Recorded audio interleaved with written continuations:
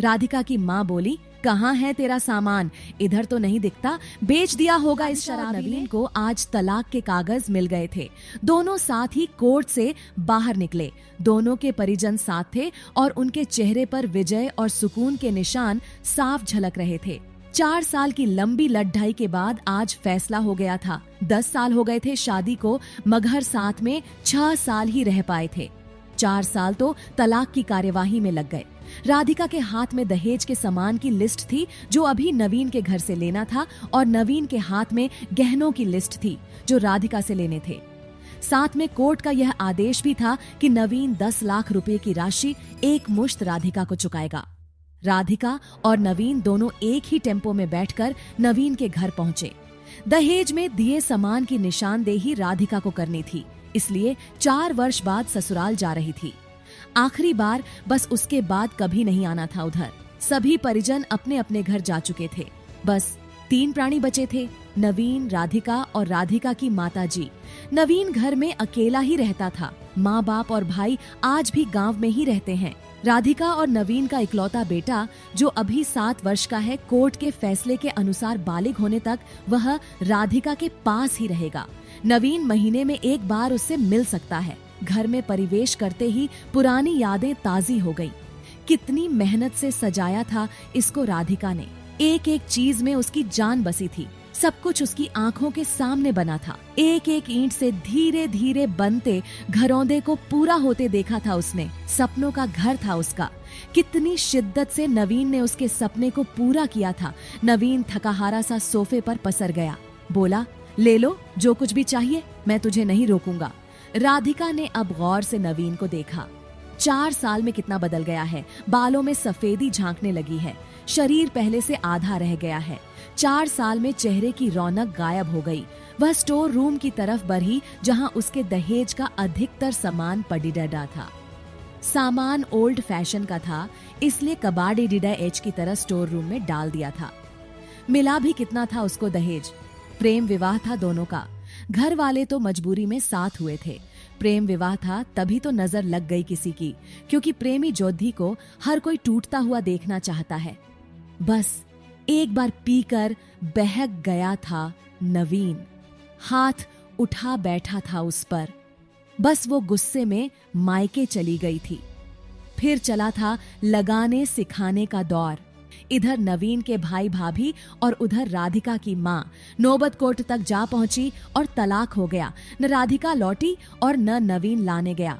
राधिका की माँ बोली, कहाँ है तेरा सामान? इधर तो नहीं दिखता, बेच दिया होगा इस शराबी ने। चुप रहो माँ। राधिका को न जाने क्यों नवीन को उसके मुंह पर शराबी कहना अच्छा नहीं लगा। फिर स्टोर रूम में पाड़ी डीढ़े सामान को एक एक कर लिस्ट में मिलाया गया। बाकी कमरों से भी लिस्ट का सामान उठा लिया गया। राधिका ने सिर्फ अपना सामान लिया, नवीन के सामान को छुआ भी नहीं। फिर राधिका ने नवीन को गहनों से भरा बैग पकड़ डाए दिया। नवीन ने बैग वापस राधिका को दे दिया। रख लो, मुझे नहीं चाहिए, काम आएंगे तेरे मुसीबत में। गहनों की कीमत 15 लाख से कम नहीं थी। क्यों? कोर्ट में तो तुम्हारा वकील कितनी दफा गहने गहने चिल्ला रहा था। कोर्ट की बात कोर्ट में खत्म हो गई राधिका। वहां तो मुझे भी दुनिया का सबसे बुरा जानवर और शराबी साबित किया गया है। सुनकर राधिका की माँ ने नाक भौं चढ़ाई। नहीं चाहिए, वो 10 लाख भी नहीं चाहिए। क्यों? कहकर नवीन सोफे से खड्डा हो गया। बस यूं ही। राधिका ने मुंह फेर लिया। इतनी बड़ी जिंदगी पड़ी है, कैसे काटोगी? ले जाओ, काम आएंगे। इतना कहकर नवीन ने भी मुंह फेर लिया और दूसरे कमरे में चला गया। शायद आंखों में कुछ उमधा होगा जिसे छुपाना भी जरूरी था। राधिका की माताजी गाड़ी वाले को फोन करने में व्यस्त थी। राधिका को मौका मिल गया। वो नवीन के पीछे उस कमरे में चली गई। वो रो रहा था, अजीब सा मुंह बनाकर, जैसे भीतर के सैलाब को दबाने दबाने की जद्दोजहद कर रहा हो। राधिका ने उसे कभी रोते हुए नहीं देखा था। आज पहली बार देखा। न जाने क्यों दिल को कुछ सुकून सा मिला। मगर ज्यादा भावुक नहीं हुई। सधे अंदाज में बोली, इतनी फिक्र थी तो क्यों दिया तलाक? मैंने नहीं, तलाक तुमने दिया। दस्तखत तो तुमने भी किए, माफी नहीं मांग सकते थे? मौका कब दिया तुम्हारे घर वालों ने? जब भी फोन किया काट दिया। घर भी आ सकते थे। हिम्मत नहीं थी। राधिका की माँ आ गई। वो उसका हाथ पकड़ डांटकर बाहर ले गई। अब क्यों मुंह लग रही है इसके? अब तो रिश्ता भी खत्म हो गया। माँ बेटी बाहर बरामदे में सोफे पर बैठकर गाड़ी का इंतजार करने लगी। राधिका के भीतर भी कुछ टूट रहा था। दिल बैठा जा रहा था। वो सुन्न सी पद्धति जा रही थी। जिस सोफे पर बैठी थी उसे गौर से देखने लगी। कैसे कैसे बचत करके उसने और नवीन ने वो सोफा खरीदा था। पूरे शहर में घूमी तब यह पसंद आया था। फिर उसकी नजर सामने तुलसी के सूखे पौधे पर गई। कितनी शिद्दत से देखभाल किया करती थी। उसके साथ तुलसी भी घर छोड़ नाच गई। घबराहट और बरही तो वह फिर से उठकर भीतर चली गई। माँ ने पीछे से पुकारा, मघार। उसने अनसुना कर दिया। नवीन बेड पर उल्टे मुंह पर डढ़ा था। एक बार तो उसे दया आई उस पर। मंगार! वह जानती थी कि अब तो सब कुछ खत्म हो चुका है, इसलिए उसे भावुक नहीं होना है। उसने सरसरी नजर से कमरे को देखा। अस्त व्यस्त हो गया है पूरा कमरा।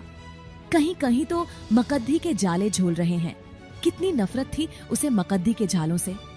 फिर उसकी नजर चारों ओर लगी उन फोटो पर गई जिनमें वो नवीन से लिपट कर मुस्कुरा रही थी।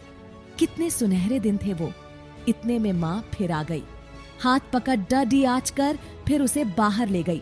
बाहर गाड़ी आ गई थी। सामान गाड़ी में डाला जा रहा था। राधिका सुन सी बैठी थी। नवीन गाड़ी की आवाज सुनकर बाहर आ गया।